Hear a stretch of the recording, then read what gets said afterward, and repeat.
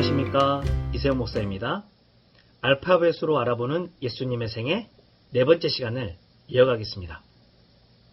항상 같은 형식이지만 지난주 영상을 복습해 보겠습니다. 지난주는 어떤 단어부터 시작되었을까요? 바로 I입니다. I 기억나시나요? 인터뷰, 니고데모와의 만남입니다. 예수님은 찾아오는 사람을 환영하셨고, 그리고 그 찾아오는 사람의 질문들에 온전히 대답해 주셨습니다. 그리고 제이콥스 웰, 찾아오는 사람만 기다리신 것이 아니라 사람을 찾아가시는 예수님, 곧 사마리아 여인과의 만남을 제이콥스 웰이라고 했습니다. K, 기억나시나요? 킨입니다. 친척들인데요. K에서 알 수 있는 것은 예수 그리스도는 가장 가까운, 가장 응원해 줄 만한 사람들로부터 외면받으셨습니다. 예수님의 생애 속에서 이 외면이라는 단어, 그리고 배척이라는 단어는 계속 반복되는데요. 그때마다 예수 그리스도는 실망하거나 자신의 사역을 포기하기보다는 그런 장애물들을 뛰어넘고 자신이 받은 사명을 온전히 완수하신 분으로서 예수님임을 여러분이 꼭 기억하길 원합니다. 그리고 L, 기억나시죠? location, 장소라는 의미가 있으면서 이것은 예수님께서 장소, 곧 자신이 머문 그곳에서 가르치시고 고치시고 전파하셨다라는 사실을 여러분에게 말씀드렸습니다. 그리고 이제 오늘부터는 바로 M입니다. M은요, 메시지입니다. 예수님께서 이동하시면서 각각의 그 장소에서 가르치시고 전파하시고 고치셨는데 이것은 왜 그러셨을까요? 바로 메시지를 전하기 위함입니다. 어떤 메시지냐면요, 하나님 나라를 선포하신 겁니다. 예수 그리스도는 죄인된 우리의 삶을 구원해 주시기로 하시고 오셨습니다. 그 구원이라는 단어는 죽어서 천국을 간다라는 것만 있는 것은 아니고 이 땅에서 하나님 나라를 누린다도 포함되어 있습니다. 이 땅에서 하나님 나라를 누리는 삶에 대한 예수 그리스도의 말씀, 곧 메시지입니다. 이 메시지 속에서 우리가 배울 교훈은 어떤 것이냐면요, 하나님 나라를 선포하신, 하나님 나라를 알려주신 예수 그리스도의 말씀이 바로 내 말씀이라는 사실을 여러분이 기억해야 합니다. 하나님의 말씀과 내가 연결되어 있다는 사실을 기억하고 그 말씀이 내 삶에 어떻게 연결되고 적용되는지를 살펴볼 수 있는 지혜가 필요합니다. 그리고 N입니다. N은 nature입니다. 예수님께서 특별히 많이 하셨던 것 중에 하나가 바로 이적입니다. 하나님이 주인이시다라는 겁니다. 자연 안에 하나님이 있는 것이 아니라 하나님 안에 자연이 있습니다. 하나님은 얼마든지 이 자연을 바꾸실 수 있는 능력이 하나님이라는 사실을 여러분이 이 nature를 통해서 배웠으면 좋겠습니다. 안 됩니다, 못합니다 라고 말할 수 있지만 하나님이면 가능합니다 라는 생각을 할 수 있는 사람, 하나님 안에서 한계를 뛰어넘을 수 있다라는 믿음을 가진 사람으로 여러분의 일상을 펼쳐갈 수 있으면 좋겠습니다. 하나님 안에는 능치 못함이 없습니다.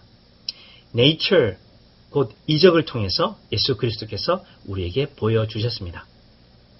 예수님께서 이렇게 하나님 나라를 선포하시고 이적을 행하다 보니까 가까운 사람들이 아닌 이제 예수님을 위협으로 생각하는 사람들이 생겨났습니다.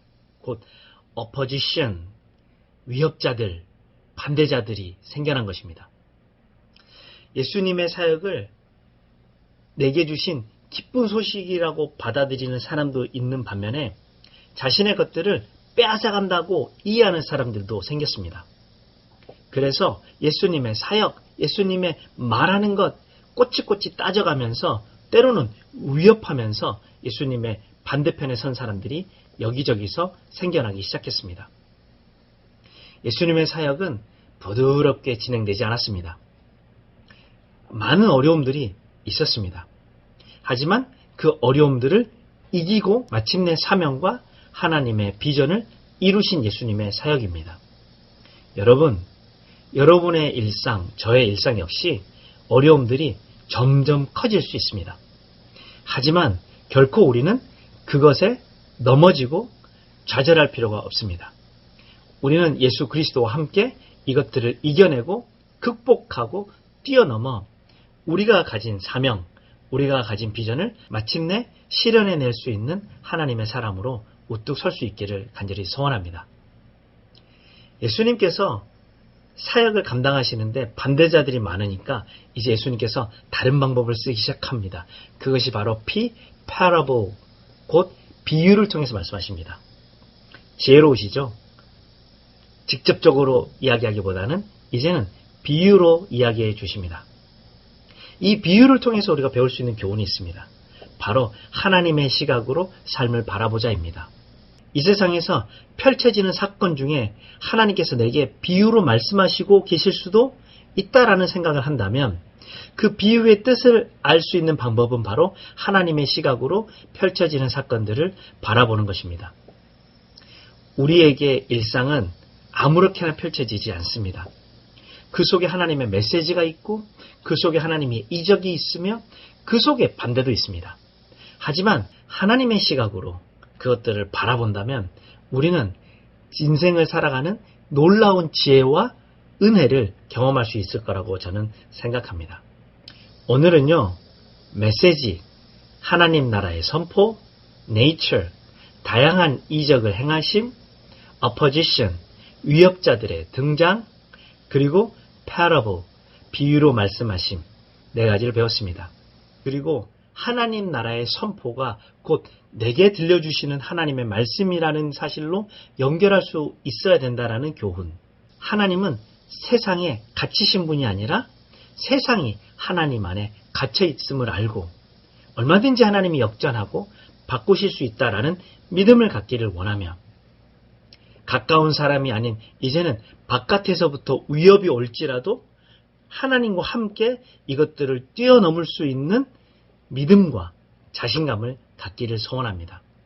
그리고 하나님의 시각으로 펼쳐지는 비유들을 풀어낼 수 있는 지혜가 우리에게 있었으면 정말 좋겠습니다.